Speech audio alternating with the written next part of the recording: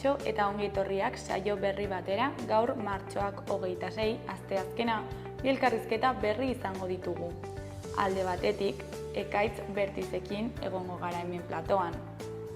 Ekaitzek bere gradu amaierako lanerako film labur bat prestatu du.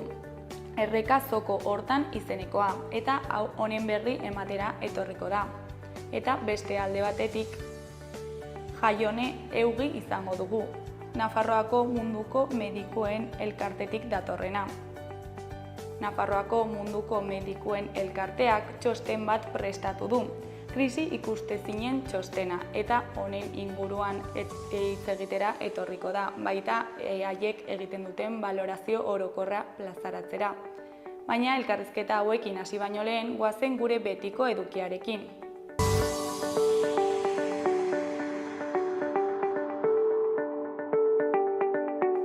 Goazen gaurko efemerideak ikustera.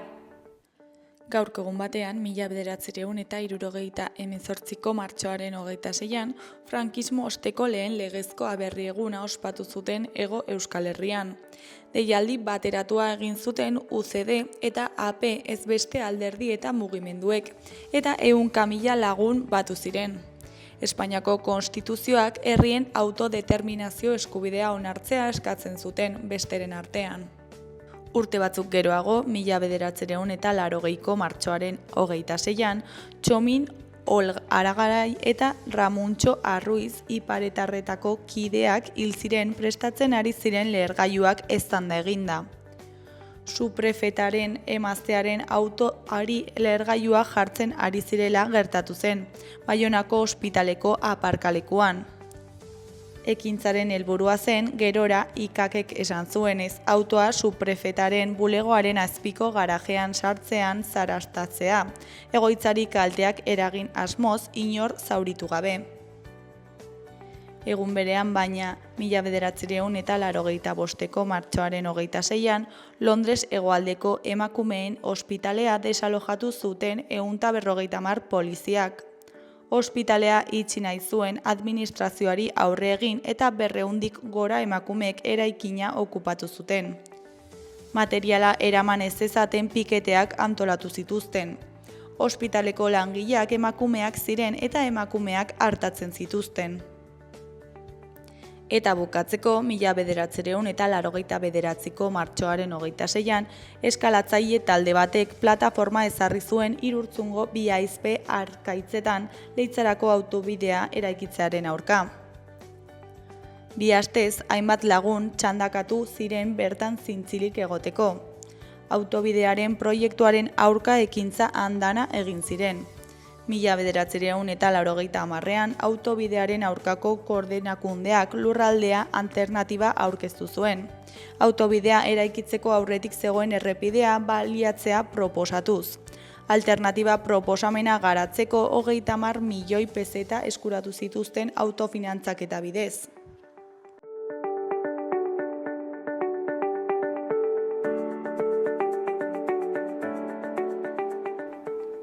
Repasatu dezagun aste honetarako agenda.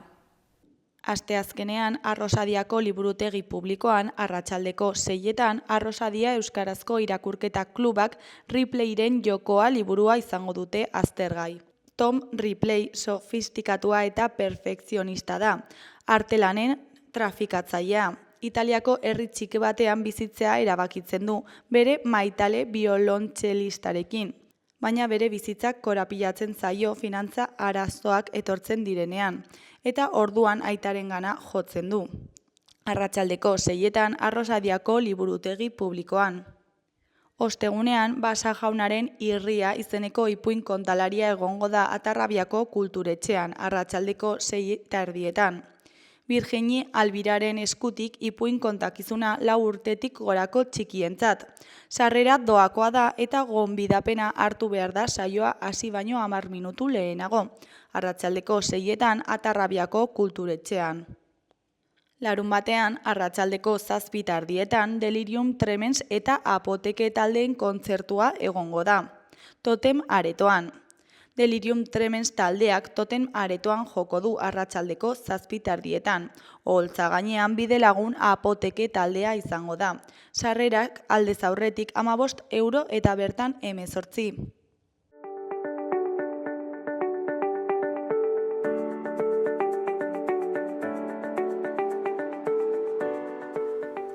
Ikus dezagun gaurko egunkarien azalek zer dioten. Diario de Noticiasen titular nagusian, ikastetxe publiko eta itunduetako 3 urteko aurre matrikulen 47%k euskara aukeratzen du. Datorren ikasturtean 4.586 haur sartuko dira, 20,3 ikastetxe publikoetan eta 29,7 itunpekoetan. D ereduak 29,9 hartzen du eta A ereduak 17,2. Alaitzek eta ezkabak 2 urteko 2 gela izango dituzte, guztira 78 plazarekin. Argazki nagusian, Imanol Pradales Eusko Jaurlaritzako lehendakaria, Maria Txibite Nafarroako Gobernuko presidentea eta Alain Rousset Akitania Berriko lehendakaria Foru Jauregiko erabilera anitzeko aretoan. Titularrean, Nafarroa aurrera doa Europan, euro-eskualdearekin. Txibite, Pradales eta Rousset beren lankidetzaz pozik agertu dira. Erdiko berrian, Nafarroak trafikoari buruzko eskubide historikoa berreskuratu du, frankismoak kendu eta 73 urtera. Eskuineko berrietan, alde batetik, Ukrainako MHP enpresak UBESA enpresaren 40,5% berenganatu du. Beste alde batetik, Zuzundegiko batzordeak itxiera saihesteko ekintza berriak baloratu ditu. Jarraian, Beñat Rezustaren arabera ez ginen favoritoak, baina beti izan nuen itxaropena. Joseba Ezkurdiak hurrengoa dio, batzuek lurperatutzat eman nahi gintuzten. Gainera, Brandon Tomasek ogasunari ordaindu zizkion 136.742 euro erreklamatu dizkio osasunari. Amaitzeko, Kanasa Nafarroako UBD-aren kudeatzaileak 6,8 milioi euro galdu ditu 2024an. Diario de Navarraren titular nagusian, pai ereduak hazten jarraitzen du Nafarroan.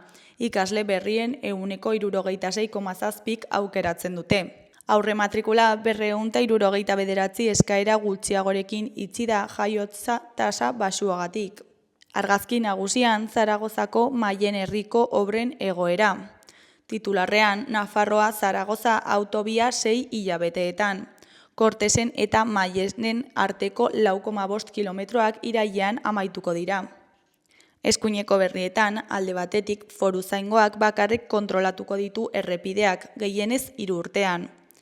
Beste alde batetik, Txibite eta lehendakaria ez dira busti Euskal Y-aren loturarekin.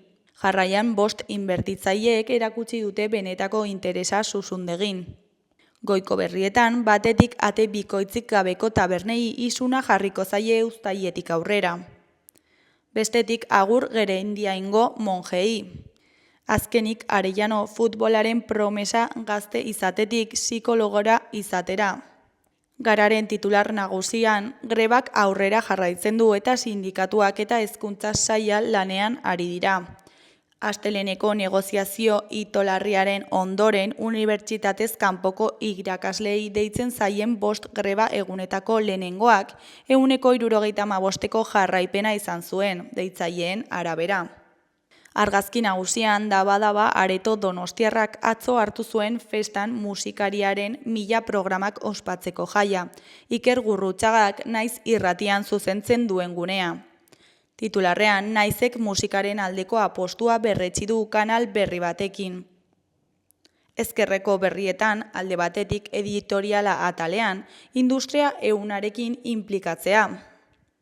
Beste alde batetik, Atanora HTA aterako du EAJak Esteban izendatu aitzik. Besteko berrietan, batean AEBek utiak jipoitu ditu eskandalu batean.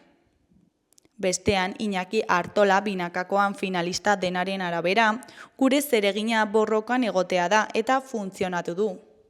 Berriaren titular nagusian Jaurlaritzak aukera emango die D ereduko ikasleei PISako probak gaztelaniaz egiteko. Begoña Pedroza hizkuntza sailburuak EH Bilduren galdera bati erantzunda jakinarazi du. Jaurlaritzak dio xedea dela gaitasunak ondoen frogatu daitezkeen hizkuntzan egitea. Eskoletako arduradunek izango dute azken hitza. Argazki nagusian irakaskuntza publikoko sindikatuen manifestazioa atzo goizean Bilbon. Titularrean greba egunei eutsi diete irakasleek Araban, Bizkaian eta Gipuzkoan. Goiko berrian Fabian Salvioli NBEko giza eskubideen batzordeko presidente ohia dugu. Honen hitzetan, sekretuak salbuespena izan behar du eta ez araua. Beko argazkietan Maite Larburu dugu. Honen hitzetan, niretzat ikasteko modu bat da kantuak egitea. Ezkerreko berrietan, batetik Etxaniz, Ezkurdiaz eta Rezustaz oso ondo aritu dira eta sasoiko daude. Bestetik, test genetikoak egingo dituzte emakumezkoen atletismo probetan. Eskuinekoan itsaso beltzean nabigazio segurua bermatzea hitzartu dute Errusiak eta Ukrainiak. Euskal Herria irratiaren titular nagusian, Euskaraldia dinamikan parte hartzeko deia egin dio Taupak parlamentuari. Euskaraldia dinamikako sustatzaileak hartu ditu Nafarroako parlamentuan erakunde horretako presidenteak Unai Ualdek. Ahaleginduko da talde parlamentarioek dinamika horretan parte hartu dezaten. Eskuineko berrietan, goikoan 4.000 euro Palestinako Auda ospitalera. Iruñeko udaleko langileek egin dute ekarpena. 4.000 euro bideratuko dituzte jala Nafarroa Palestinarekin elkartearen bidez Auda ospitalera bideratzeko. Amagintza alorrera bideratuko dute dirua. Behekoan, etxe bizitza eredu bakarra ez dagoela ikustarazteko jardunaldiak. Etxe bizitza ereduari begira jarriko dira Reas Nafarroa eta Koobizitza etxe bizitza kooperatiben sarea. Jabetza eredutik aldendu eta bestelako aukerak badirela ikustarazteko baliatuko dituzte jardunaldiak. Apirilaren 3tik 12 eginen dituzte Katakraken eta Plazara gune komunitarioan.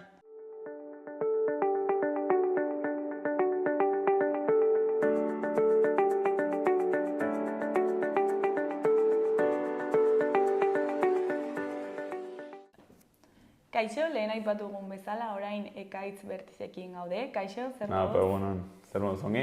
Oso ondo. Ni ongi. Gukin abertze kontatzen zuen. Bueno, film labur bat aurkeztera zatoz, ezta? Errekazoko hortan izenekoa. Eta, zertan datza film hau? Errekazoko hortan dugu, pixkote Euskal Herrin ez, gure zonaldein Bidasoako baiaran, frankismo garaian, hain indarrin egon duzen kontrabandun inguruko film labur bat dugu. Eta, pixkotoia ez, kontrabandua, euskal mitologia, pixkot beldurra, drama, fantasiako generuk nazten dituen film labur bat. Eta, hortan ibili gara ez azken 2 urte hauetan, hori egiten. Eta zergatik dauka izen hau, zergatik aukeratu zenuen izen hau? Errekazoko hortan, ez gainera, unizten izenburua da ez, kostatzen den atal bat, arraptzia ez. Baina gure, nire kasuan izan duen ahitz garbi, errekazoko hortan izena izan bartzula. Ze erranten bezala, bi elementu importanteina kontrabandoa eta euskal mitologia hor daude, eta nahi ditun oieri ez, referentzi batein. Orduan, Bidasoako baiara, mendiak, azken errekak ez, itxentxu sortu, gure zenoleko mendi hauek, orduan erreka egon barrazen bai du bai. Eta bertzetik, euskal mitologiako agertzen den personajea Lamia dugu, Lamia erreketan agertzen den personaje bat gehienetan. Eta orduan, pixkot solastuko dugu ez, baina gure protagonistak beldurra duen izakia Lamia da. Orduan, errekazoko hortan referitzen da, como a ese lugar alejado de ez dutela nahi hurbildu, pixkat beldurra ematen diten zoko hori. Pixkat biak elkartuz ateratzen izenburua. Eta nola lotzen dira filmean kontrabandoa eta mitologia? Bai, ez, hauniz kostatu ziten pentsatzen nola lotzen alitun bi elementu hain diferentik zirenak. Bino, bertzetik, pixko polliki prozesu luzia da, ez? Eta zera polliki gauzak definitzen. Kontrabandun alde batetik, evidentia da beldurra dagola, ez? Beldur hori karabineruk arraptzeko, mendilin galtzeko, bueno, azkenin beldurra, ez? Presente dagoen emozio bat da.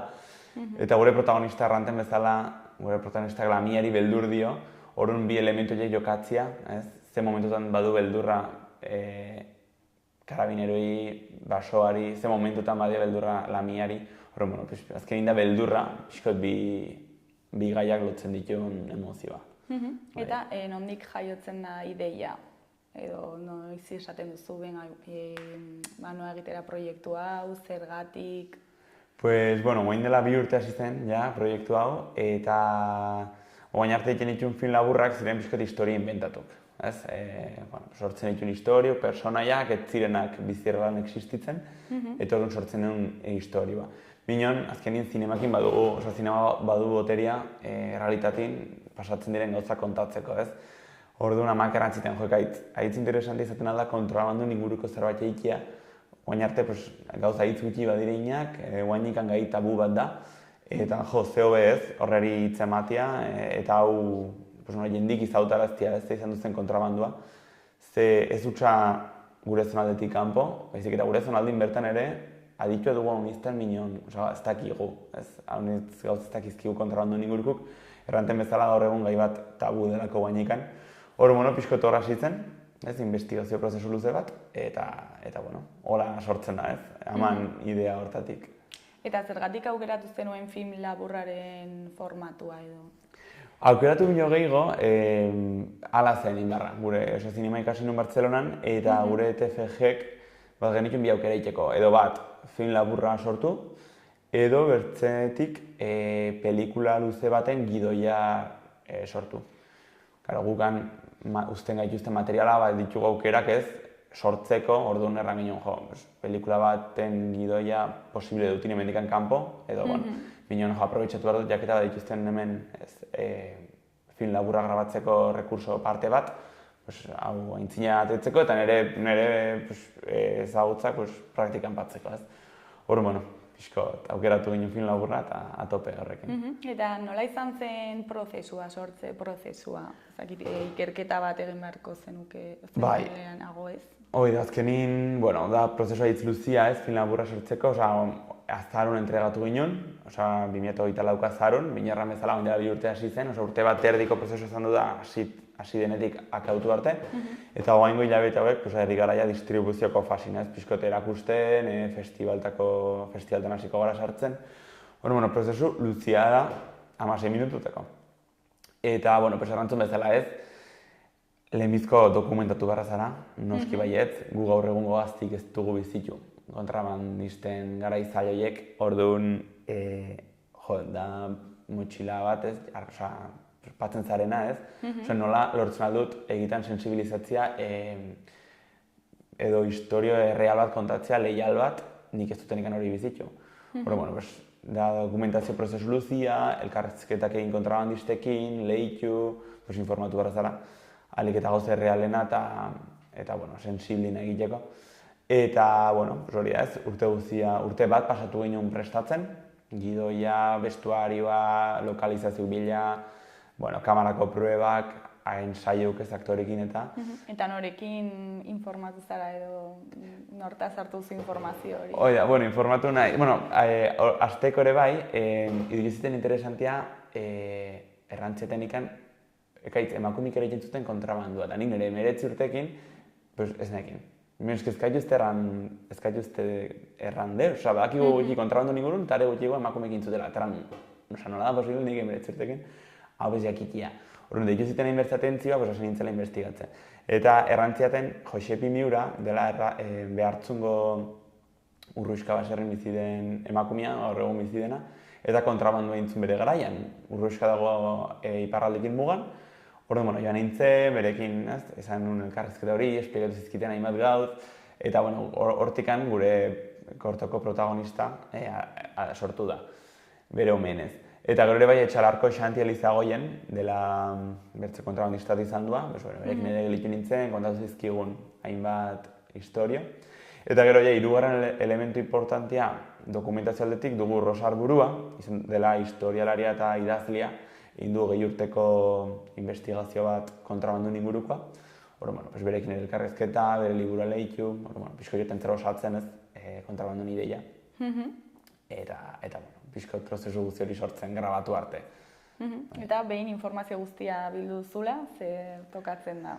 Behin informazio guztia bildu eta zintzarak gidoia sortzen, eta ze persona nahi dituzun sartu, ze lokalizazio, ze struktura eman nahi duzun historiari ez. Ezkenin ere, pentsatu arrazu, unek nahi zula film laburra honekin, gero alik eta impactu gehiena izan.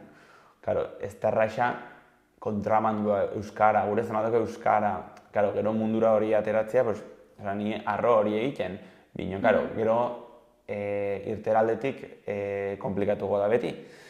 Orduan erran, hainbertze elementuk bereizgarri baditugu, biharra dugu zerbait unibertsala. Orduan, historia berez da unibertsala da, neska bate badun beldurra, persona bate badun beldurra, eta hori afrontatu beharra. Ez orduan, edozinek empatizatzen aldu gure protagonistan problematikakin. Orduan, modu hortan segitzen altzu historian aria.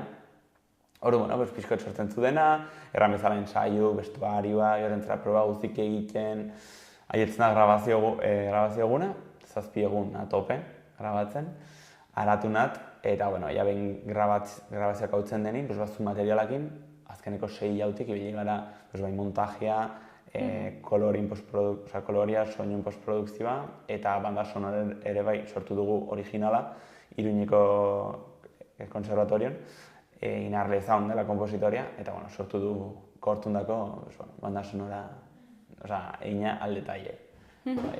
Eta non grabatu da? Kortua.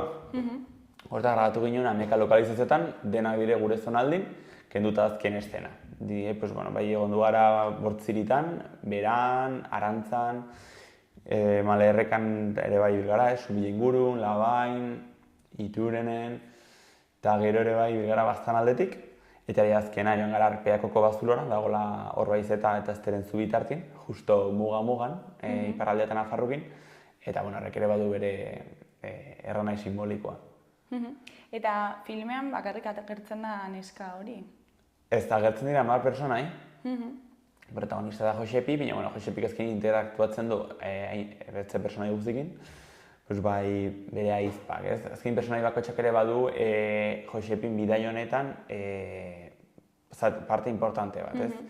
Ahizpak lagunduko dio modu batin. Atxa izango da, ematen zizkiona aholkuk, ze atxa berez da kontrabandista. Hola, ez? Karabineru karraptuko ditugu. Gero badu gure personai mitologiko bat, hortik, ez, Lamia, ze pasatzen den Lamiakin, eta, pixkot, azken interaktatzen du, handik edo hemendik, personai guztikin, bai. Eta, zer izan da proiektuaren gauzarik zailena? Gauzarik zailena izan dudan niretako gestionatzia 7 egun hauetan, azkenin genitxun gauz pila bat, produkzioa hitz handia zen, genitxun gauza unitzi marrak 7 eguntan, erran bezala, ameka lokalizazio. 30 pertsonako ekipo bat mugitzea, menditatik. Nahi ginen ere epokako historio bat, horrek produkzio aldetik ez, eta arte aldetik implikatzen du guztia. Baina aparte, mendin, ez, kontrabandua. Orduan, mugitu behar zeinen de guzti hori, menditara, kotxik, aratunat.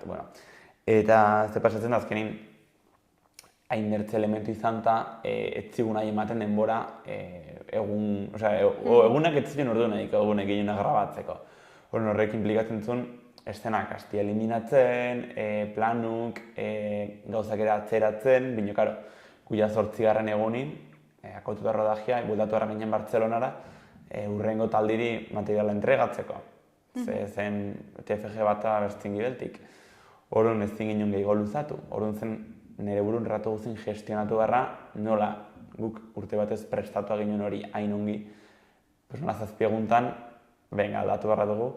Ratu guzin moldatzia hori, jendin ere beharrak, zezkenein hainbat departamentu gara. Eta departamentu bako txabatxu bere nahiak, bere beharrak, denak batxugu gure guk. Eta orduan hori dena gestionatzia, ez da ez erraxa situazio hauetan, izan da ikasketa ondila. Eta zure buruarekin exigentea izan zara? Bai. Hau nizten rodajin ezin izan du nintzen izan hain exigentia nahi nun bezala zuzendaritza departamentukin, osea, nire aldetik. Ze erraten, bale, oso importantina nire ustez, guain, bertan dela, priorizatu erra dut histori bat kontatzea, narratiba aldetik. Orduan, pues, guain, zuzendaritzako gauza bat sakrifikatu erra alin badut, sakrifikatu beharko dut, argazkiko sakrifikatu erra alin bada sakrifikatuko dut, edo bestuarioko zerbait ez palima ongi agertzen, pues, pixkotzen hori ez, pues, azkenin nahizu beti perfektatetzia, inoan ezan barazara konstiente, ni beti zazpiogun hau kontatzeko, azte ez perfekzionatzen beti, ez dut deus kontatu behar. Horren, bueno, aldena bai saiatu nahiz izaten. Horregatik saiatu nahiz bai alik eta perfekzionista nahiz izaten lehenagoko prozesu guzin, errodajin bertan alik eta problema gutxi nahiz izateko. Eta zeintzuk dira atera dituzun ikasketak? Hau nitz, grabaketan mundu hau nitz, pil bat, aste naiz zoin izendatzen, lehen gara txaldeko gozak arte. Binon, batez ere, errantzen joztera nik uste pixko nola gestionatu emoziuk, batez ere pazientzia ariketan ikagarria izan da, niretako, eta, pixkot hori ez. Erikasi nokin esto, urrengo proiektutako nokin kontatu, nokin ez, batez ere jendia laguna prest emateko a cambio de nada, ezkin ere, generosidadia dela eskuzabaltasuna haitz importantia, eta, pixko, emozio zoiek nola gestionatu batez ere. Eta ikasten ari zinenean, imaginatzen zenuen horrela zela lana? A ber, sartu nintzen nikan ez. Gusten zait pila bat, bakarrean, sartzen zara idea batekin, eta joaten zara, noski joaten da, baina lan guztiko bezala ez, sartzen zara behin eta joaten zara ikasten nola funtzionatzen duten gauzak. Ezkerin, lehenbizko mailan hasi ginen proiektu txiki gukiten, eta joaten zara ja poliki gero eta ondi gukiten, joaten zara adaptatzen, eta errepente ikusten zara proiektu hortan. Eta, azkenin proiektu guztik baliotik ikasteko gauza berriak, eta proiektu guztia da mundu berri bat, orduan, bino bai, deskubritu dut oain artekoa, gustatzen zait, eta segituko dugu horrekin. Eta proiektuaren gauzarik politena zuretzako zein izan da? Ez dakit, izatuten jendia, bai, noski. Nire familia eta lagunekin konpartitzia nire biziko proiektu importantina, hor egotia beraiek. Eta, batez ere sortu den sentimentua kortukiko ez nola film labur batek lortu duen elkartzea inbertze jende. Eta batez ere nola jendik sinestuzun film laburran, ez hain momentu gogorroietan, grabazioko momentu gogortan, nola zerbaiteri eutsi bara zitzaion, aintzina segitzeko, eta nola jendik sinestentzun ez proiektun mozula potentziala eintzun aintzina, sentimendu hori ikustia. Zuk sortuzun proiektu bat jendik konpartitzen duela, jendik nahi duela aintzinatetzia eta zego gukin, hori da ikagarria. Eta behin bukatua, pozik zaude geratu den lanarekin? Bai, izan du da prozesu ere bai bastante luzia pixka rekonziliatzeko proiektukin ez, ze nun lortu grabazio eguntan nik nahi nun proiektua, nik nahi nun emaitza, gero azkenin bururi eman eta joaten zera similatzen, gauzak lurrera ekartzen, eta joaten zera sortzen, azkenin hirugarren gioiko, hirugarren aldiz bideia errateko modun, eta, egia erran nuen txibertan narron konten, nago superkonten indako lanakin, nola gelitu den emaitzakin, eta, guain baduen pixkot, suerte pixkot festivaltan. Eta orain, behin bukatuta dirubilketa bat abian jarri duzu, ezta? Eta zer moduz doa? Dirubilketa jarri ginen lehenagotik, proiektua aintzinate alizateko, azkin kostu gehienazun grabazioak. Bino, guain bai, ari garen eman aldek egiten bastan bidazoa ingurun, borondatia, jendik ematen du borondatia, eskatzen dugu, pixkotere hori dirubilketa bat, festivaltan inskripzioak bate bere kostua, eta azkenin baiezkoa lortzeko gehiezezko erran barra dizkizute, eta diruri ez zaituzte bueltatzen inoiz, inskripzioko dirua. Pixko hori ez, jendik ere nahi bali moda portatu, errekazteko hortan alik eta bisibilidade gehien izateko, borondatin ematen dunekin, hori horre gara. Eta badago jendea filmaia ikusi duena? Bai, estrenatu ginen estrenatu egin ginen preestreno bat TFG Guzina Bartzelonako zinemadin, azaron, eta oain urtarria eta oain martxo bitartin, hilauta hauetan gaude baztan bidasua inguruko kulturetxeetan eta hola, proiektatzen, jendik ikusteko. Azkenik, bertako historia bat izanik, dut ere bertakuk ikustia, bertakuri esker lortu dugu aintzinatetzia. Ordu, guainekan jaialditara pauso eman aintzintik, aigara bertan ikusten, ordu, bada jende bastante ikusi duna. Eta zein da feedbacka? Pues egeran konten, harrera gitzona, ematen oain egiten nahi zen proiektuetan, ematut film laburra eta gero dokumental making of gisako bat egin dutena, pixkot esplikatzeko ez, barrentikan zelan baden, zein dekartzen duen parte, eta pixkot ere zinema mundua hurbiltzeko jendiri, eta erratente jo, ez kinon imaginatzen nahi bertzeko lana bat zela gibeltik, eta, ikusten ere bai ze sentimentu ginen dugun lan, zenbat eman duen bertako jendik proiektungatik, sinetsi durako bertakoa eta ez bertakoa ere bai, ez, nola implikatuen jendia euskal mitologiakin, euskarakin, izan eta Madridekuk, Bartzelonakuk, eta horrek hori aietzen da. Orduan, momentuz jendik errando gustatu zaiela, aitz konten, emozionatuk, bai. Eta diru bilketara bueltatuta, ez dugu komentatu, zer egin behar da zuri laguntzeko edo bertan parte hartzeko? Bale, guaintxe bertan, hori, akautu denez crowdfunding hori, akautu zen lehen urtein, momentun hori ez, goteoko asuntu hori jak itxi zen, bino, norbaitek nahi balin badu zerbait aportatu edo, hurbiltzen alda proiektzio batera, orain badugu hortzil hontan dugu bilan, igandin goizutan, eta momentuz itxia dugun urrengoa dugu Berriozaren, maiatzan. Orduan, norbaitek nahi badu hurbildu ikusi eta ikusten balin badu nahi dula zerbait aportatu, agonen da borondate kaja bat. Eta, arron eskertuko egonen gara, nahi izateagatik parte hartu. Eta nola ikusten zu filmaren etorkizuna? Ez dakit, behin pixkot, bururia unitzen ematen diozu, ez? Ze, bi urteko prozesu luzia izan du da, gogorra, kostosua, eta, oin ere, lehenengo jaialdia arte, oinik ez dugu baiezkorik, denbora bat pasatuko da, azazkein prozesua bek eraunten dute denbora. Bino, ez dakit, beti ez, zaude espektante, inkognita horrekin, induten lan guztionek balioko du zerbaitako, izango du ikuskizuna. Momentu nari da izaten gure zonaldin, binon ere bai nahi dutate kanpora, gero profesionalki ere bai ez, baloratua izateko. Orduan, espero dut ongi harrera hona izatea, espero dut ibilbide politi izatea ere bai jaialditan, nik uste indako lanak merezi dula, eta, espero dut ongi joatea, bina, guainikan, ez dakit godez. Kaitz, ja bukatzeko, ez dakit zerbait gehiago komentatu nahi duzun, jendeari zerbait esan? Animatzea dizuet, errekazok hortan ikustera, gogukin balin bazadute, haitxu balin bazue. 16 minutuko film motz bat da, baina, haitz intentsua. Eta, momentuz harrera hona izan dudu, orduan, espero dut ikusten bazue, gustatzea, eta hoxen, eskerrak bertzerik gabe proiektun parte hartu zuen jende guziri, ikagarria izan du da, eta hoxen, bertzerik gabe arron eskertu nagola. Zuri eskerrak eman gurera etortzeagatik eta zure proiektua aurkezteagatik, eta ea zer moduz datorren filmaren etorkizuna. Eskerrik asko zueri. Ongi? Bai, ongi.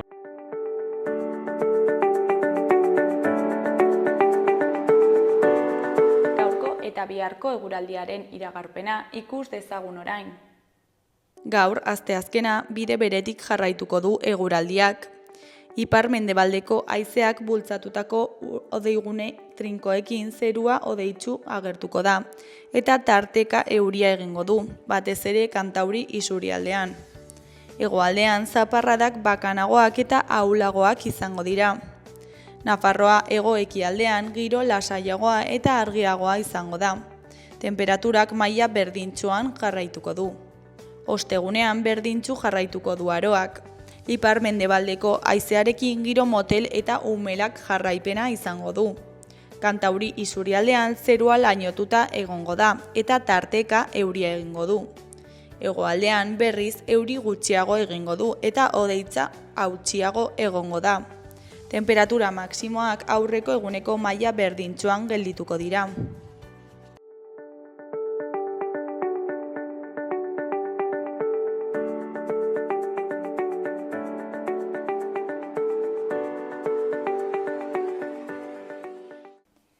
Kaixo, lehen aipatu dugun bezala, orain Nafarroako Mundu Medikuko elkartetik datorren Jaione Eukirekin gaude. Kaixo, zer moduz? Kaixo, egunon.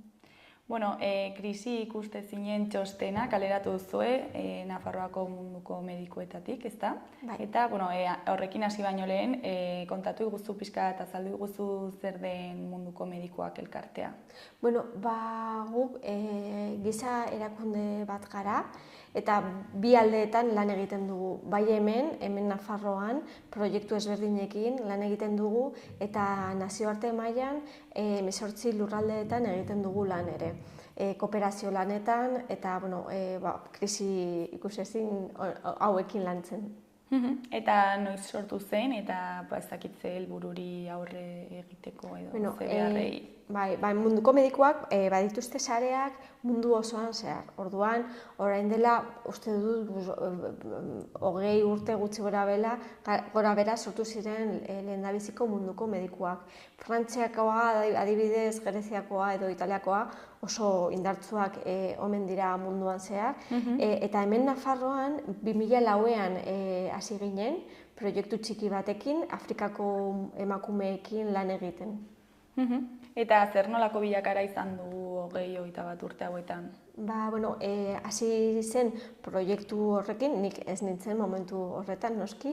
Eta, ikusi egin zituzten, ze problematikak zituzten emakume horiek, ze beharrak zituzten, eta honekin lan egiten hasi ziren.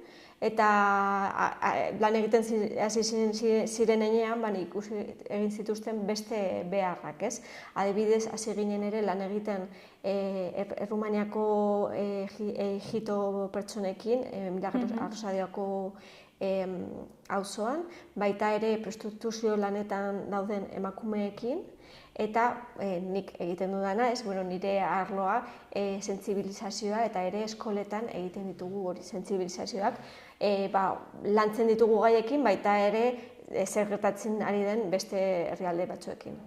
Eta zu pertsonalki zergatik sartu zinen honetan? Ni orain dela gutxi gora bera 12 urte hasi nintzen boluntariotza egiten hor, eta Fatimarekin hasi nintzen dokumental bat egiten mutilazioari buruz.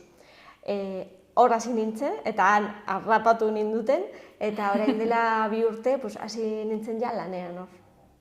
Eta zein da zure eginkizuna pixkat honetan orain?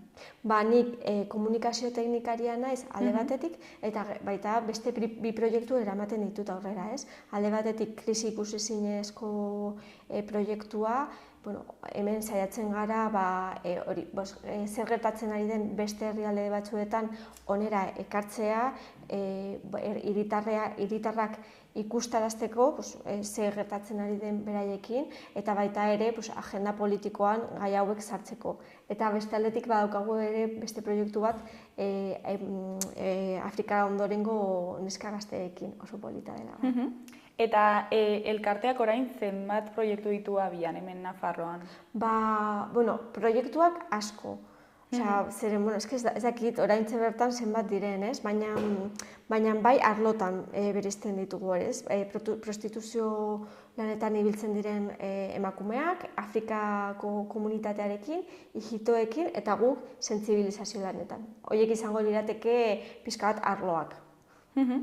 Eta txostenari dagokionez, zergatik sortu zenuten txosten hau, eta noiz sortu zenuten, urtero egiten duzu ez?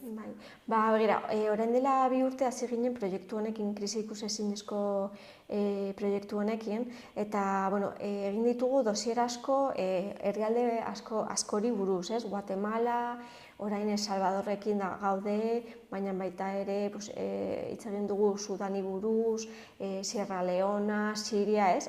Halako herrialde askorekin. Eta ikusi genuen nola ere komunikabideetan eta baita politiko mailan eta herritarrek, ez da ere, ez daukagu ideiarik nolako munduan gauden, ez? Nolako krisiak dauden, ze telebistan edo parlamentuan hitz egiten diren krisiei buruz, badira bi, Ukraina, gehien bat, eta Palestina, baina oso gutxi hitz egiten da beste krisiei buruz. Guk ikusi duguna oso garrantzitsua dela inbertsioak ere egitea beste herrialde batzuetan, emergentzia edo larrialde horietara ez bultzatzeko, inbertitu dezagun, bi aurre pauso emango dugu, eta horrela ez gara iritsiko larrialde horietara, ez?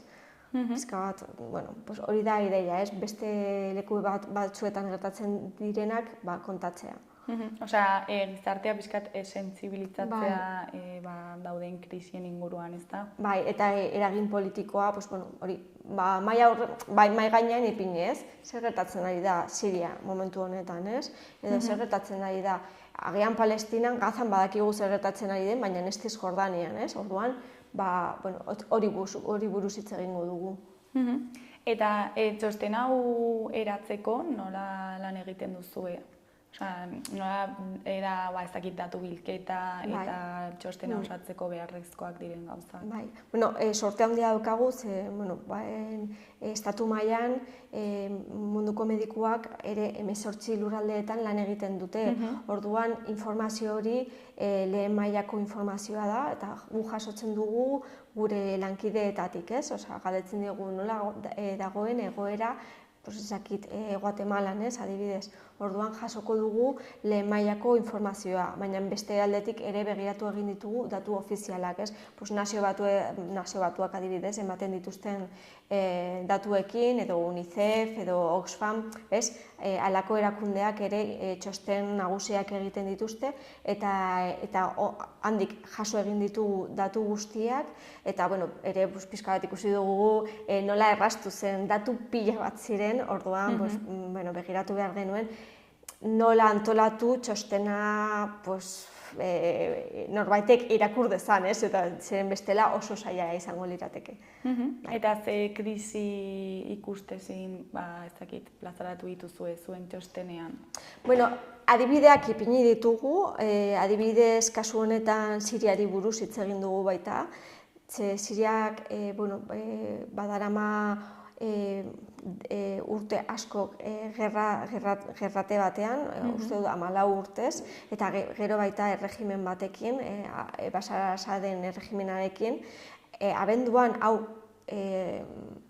moztu egin zen, guk honetan lantzen ari ginen, pixka bat ikusten nola zegoen poblazioa han, eta momentu horretan ikusi genuen nola ere kanpoko eraginek, Rusia, Israel, Turkia, Iran, sartu ziren botere handeriarekin eta ere desegonkortasuna bultzatu zuten gobernu berri horrekin. Eta hori oso paradigmatikoa da, nola ikusten den, agian ez da bakarrik gerratea, guk ez baditugu oinarrizko sistemak bultzatzen eta erresilentziaz eraikitzen, oso erraza izango da beste indar batzuei sartzeko eta egoera desegonkortasunan bilakatzeko. Eta beste krisi batzuk badaude hortik ere? Bai, adibidez, Sahela ondoan gertatzen ari direnak krisi klimatikoarekin lotu egin ditugu. Hor dago Burkina Faso, Mali, Nigeria, baina baita Sudan del Sur, hegoaldeko Sudana, eta pairatzen ari dituzte krisi klimatikoaren ondorio latzak. Lehorteak alde batetik, eta beste alde batetik ere orain ez da esaten den, ugoldeak jasatzen ari dituzte.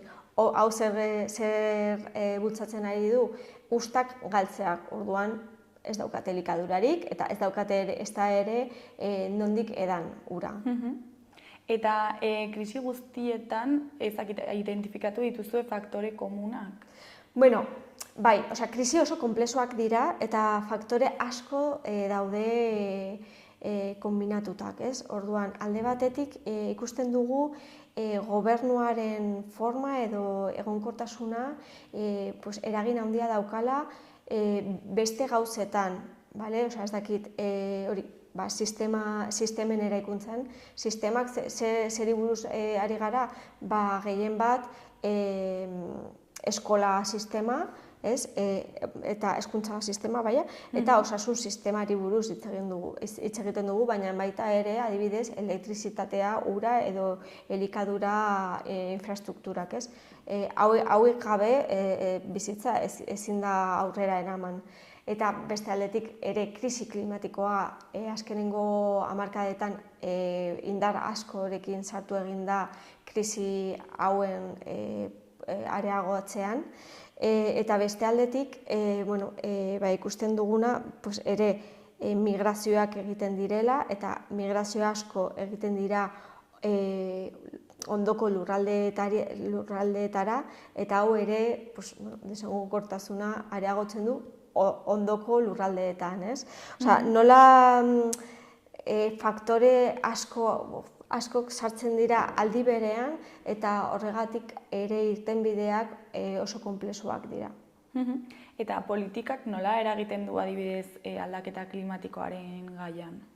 Hori oso erraza da, ez? Azkenean, guk hemen hartzen ditugun erabaki politikoak ere eragina izango dute Afrikako lurraldeetan. Zeren, krisi klimatikoa globala da, ez? Egia esan, hemen pairatzen dugu ondorio txiki batzuk, eta herrialde batzuetan, gehienetan desberdintasun handiena jasaten duten herrialde horietan, gehiago jasaten dutela.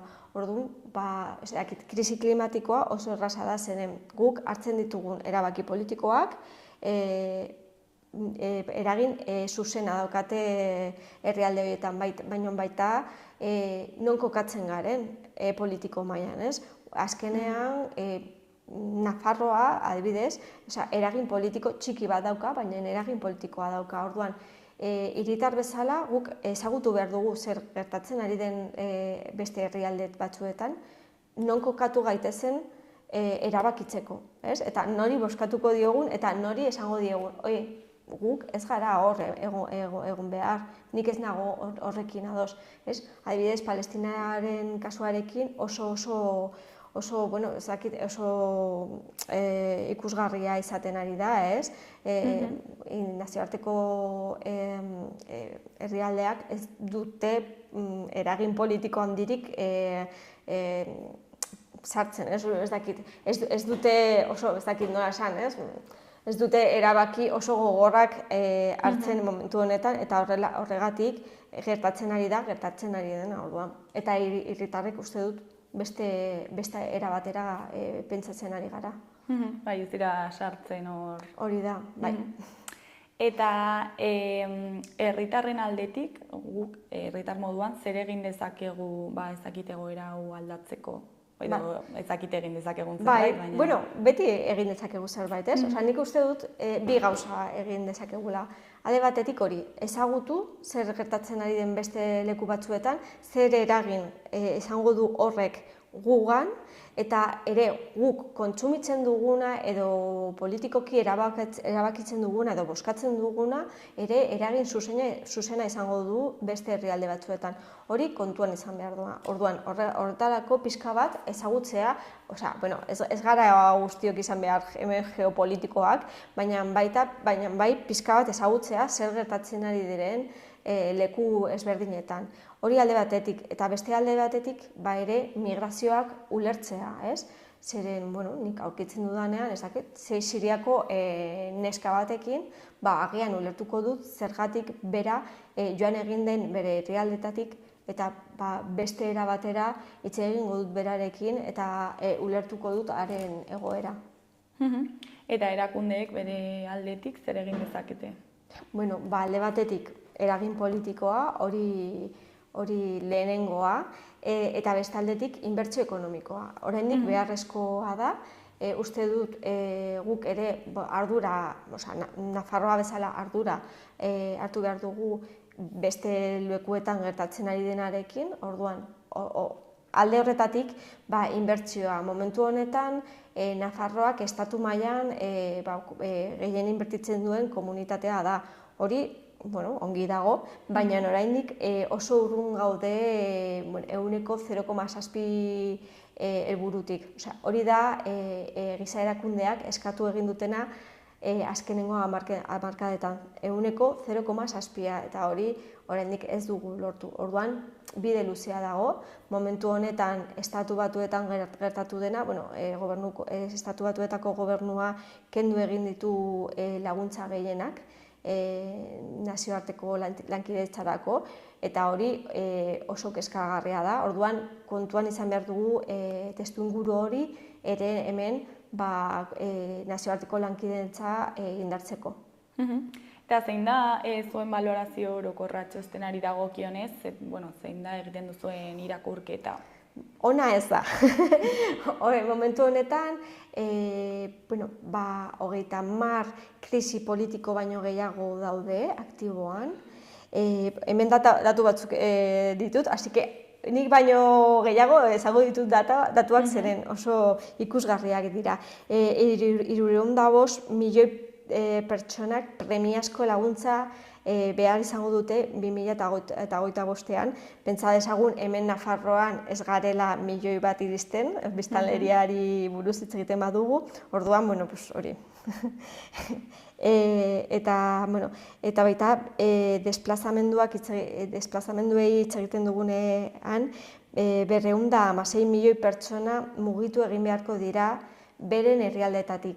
Kontuan izaten, gehien batean mugitzen direla edo bere herrialdean edo ondoko herrialdeetan, ez?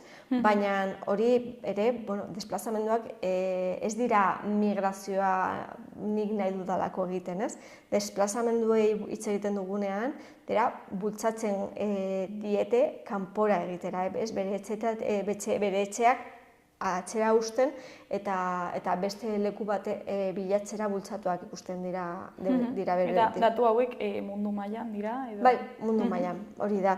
Eta beste datu bat, niretzat, gogorra dena da, 250 milioi haur ezin direla eskolara joan egunerokoan. Orduan oso datu gogorrak dira. Oso momentu kezkagarrian gaude, eta, honi buruz hausnartzeko momentua da.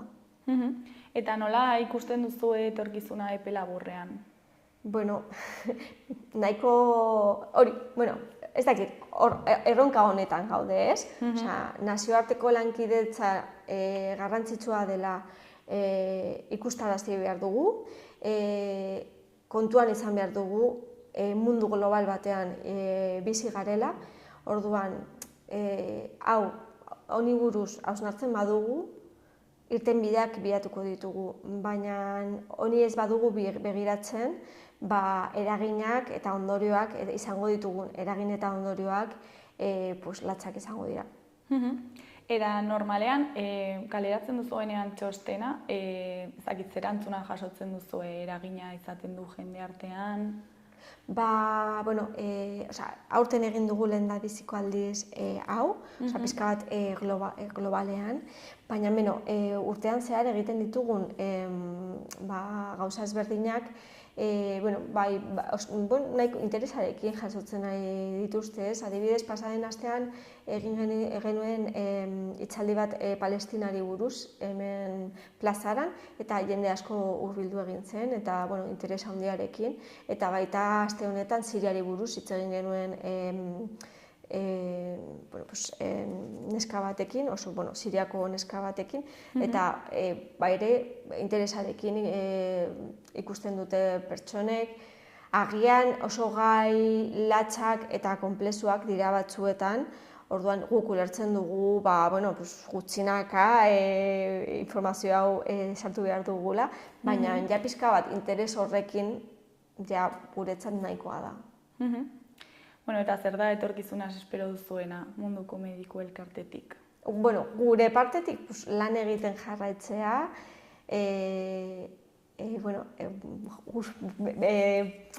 beste herrialdeetan ere gure lana egiten ahal izatea, zen momentu honetan nahiko konplexua izaten ari da, adibidez, herrialde batzuetatik kanporatzen ari gaituzte giza erakundeei, orduan momentu konplexua da, eta hemen Nafarroan lana egiten jarraitzea, uste dut oso lan polita egiten dugula hemengo biztanleriarekin, eta oso kontent gaude.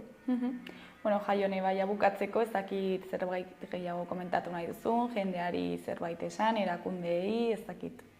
Bakarrik hori esatea, oso gauza txarrak esan ditut. Claro, oso egoera kezkagarria gaude, baina uste dut guztion artean irtenbideak bila dezakegula. Mila esker gurekin hitz egiteko tartetxo bat ateratzeagatik, zuen txostena gurekin partekatzeagatik, eta ea egoerak hobera egiten duen. Mila esker.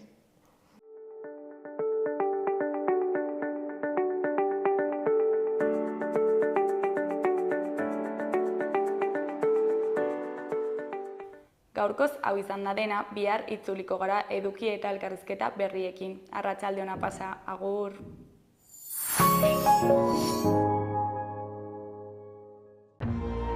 Gobierno de Navarra. Nafarroako gobernua.